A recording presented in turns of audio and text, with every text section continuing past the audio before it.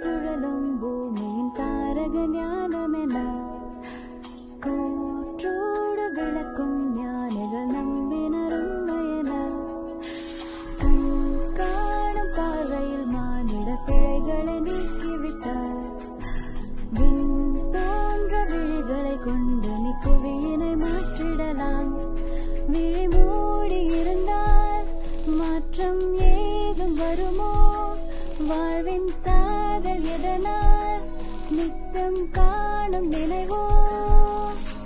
கண்ணி துளிகள் பல கதைகளை சொல்லும் நாளும் வெகு தூரம் இல்லையே. கனவில் பிறந்தது நாம் என்று தெரிந்த போதே நான் விழிக்கவில்லை. இந்த காலம் மாறும்